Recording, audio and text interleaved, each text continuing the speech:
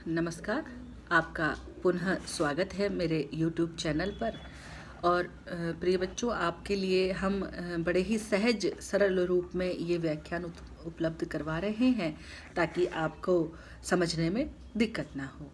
तो पिछले ई व्याख्यान में हमने देखा कि काव्य शास्त्र के सिद्धांतों के काल विभाजन के बारे में हमने बात की और आपने देखा कि मुख्य रूप से उन्हें 5 भागों में बांटा गया।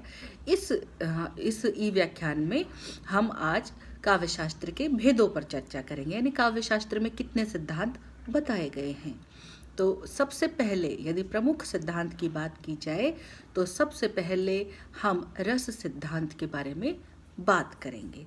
और रस सिद्धांत के बारे में बात करेंगे तो हमारे पास सबसे पहला और महत्वपूर्ण ग्रंथ जो आता है वो नाट्यशास्त्र आता है। नाट्यशास्त्र जिसे पंचम वेद भी कहा गया है। पंचम वेद जिसकी स्थापना जिसको लिखने वाले थे भरत मुनि। तो भरत मुनि द्वारा रचित नाट्यशास्त्र काव्य शास्त्र के प्राचीनतम उपलब्ध ग्रंथों में से एक है तथा आचार्य भरत को ही भारतीय साहित्य शास्त्र की स्थापना का श्रेय दिया जा सकता है, क्योंकि उनसे अधिक प्राचीन ग्रंथ कोई नहीं मिला है नाट्यशास्त्र से। उन्होंने नाट्य कला का सर्वांगीण विवेचन करने के साथ साथ नाटक से संबंधित अन्य कलाओं तथा साहित्य यानी कि काव्य जिसमें प्रमुख हो के भी विभिन्न तत्वों पर प्रकाश डाला है। यानी उन्होंने बहुत ही व्यवस्थित तरीके से, क्रमबद्ध तरीके से बताया है कि एक अच्छे काव्य में क्या क्या होना चाहिए और क्या नहीं होना चाहिए। रस तथा भाव का वर्णन उन्होंने षष्ठ और सप्तम अध्यायों में किया है। ये बताया है उन्होंने नाट्यशास्त्र में कि काव्यालोचना का मर्म कैसे हम कर सकते हैं और हम अपने अभिनय और अपनी इस जो नाट्य की जो मूल भावना है उनको कौन कौन से साधनों के द्वारा प्रकट कर सकते हैं। 16वें अध्याय में उन्होंने काव्यालोचना का मूल समझाया है। भरत ने 10 दोष बताए हैं, यानी काव्य में 10 दोष होते हैं जो नहीं होने चाहिए। 10 गुणों की चर्चा की है। 4 अलंकारों की मीमांसा भी उन्होंने अपने इस नाट्यशास्त्र की शुरुआत में बताई है।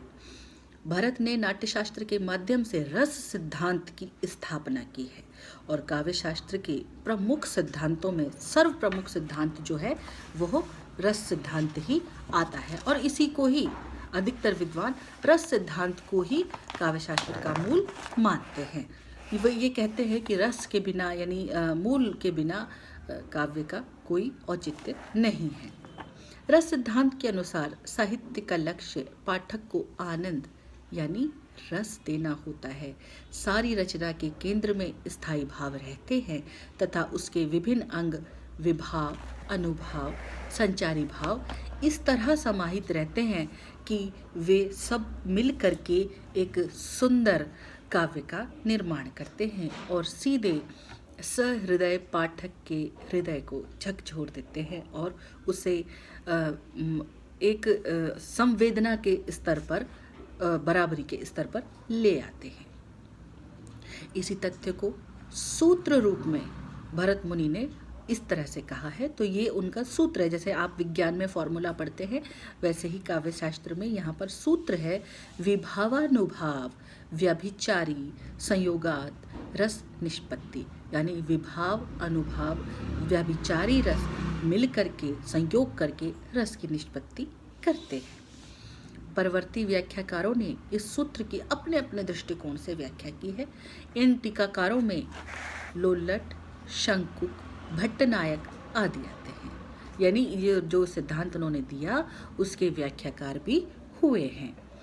इन टीकाकारों में हम ये चीज पाते हैं कि उन्होंने सभी ने रस सिद्धांत की मान्यता को स्वीकार किया है।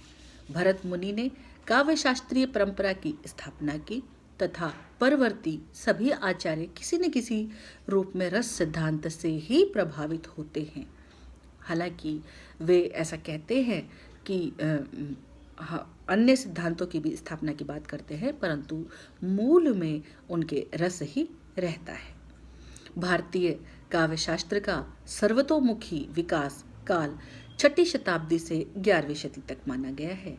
इसे रचना काल भी माना जा सकता है। इस काल में दूसरे सिद्धांत जो रस सिद्धांत से इतर था वो उनकी भी उत्पत्ति हुई है। और इस काल में रस सिद्धांत के अलावा अन्य मौलिक उद्भावनाएं भी व्यक्त हुई, स्थापित हुई। और उन स्थापनाकारों में भामा 6वीं शताब्दी में, दंडी 7वीं शताब्दी में, वामन 8वीं शताब्दी में, आनंदवर्धनाचार्य 10वीं शताब्दी में और क्षेमेंद्र 11वीं शताब्दी में। आनंदवर्धन 10वीं शताब्दी में, माफ़ कीजिए दोबारा मैं बोल गई हूँ, क्षेमेंद्र 11वीं शताब्दी में जैसे मौलिक चिंतक इस काल में हुए, तथा इनके साथ ही साथ भट्टलोल्लट, शंकुक, भट्टनायक, अभिनव गुप्त, राजशेखर, धनंजय, माहिम भट्ट और भोजराज आदि व्याख्याकारों का भी आविर्भाव होता है। यानी इस रसों के सिद्धांतों की स्थापना हुई और उन पर आलोचनात्मक कार्य भी खूब अच्छा हुआ, उनकी व्याख्याएं भी बहुत अच्छी हुई इस काल में।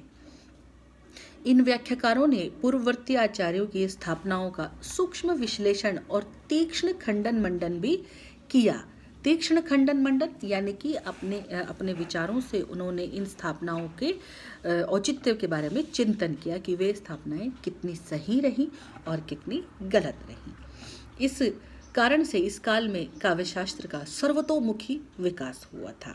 नवीन स्थापनाओं और मौलिक चिंतन के विकास के कारण इस काल को रचना काल भी कहा जा सकता है। तो आपने आज रस सिद्धांत के बारे में पढ़ा और रचना काल को समझने की कोशिश की। तो मैं उम्मीद करती हूँ कि आप सबको समझ में आया होगा और आपने आज रस सिद्धांत के जो संस्थापक आचार्य हैं भरत मुनि और उनके जो ग्रंथ है नाट्यशास्त्र, जो सबसे प्राचीनतम ग्रंथ उपलब्ध ग्रंथ है हमारे पास, उसके बारे में आपने सुना, समझा और आशा करती हूँ कि यह आज आपको समझ में आया होगा। अब अगले ई व्याख्यान में हम रस सिद्धांत के अलावा और कौन कौन से सिद्धांत हमारे काव्यशास्त्र के अंतर्गत आते हैं उन पर चर्चा करेंगे। धन्यवाद।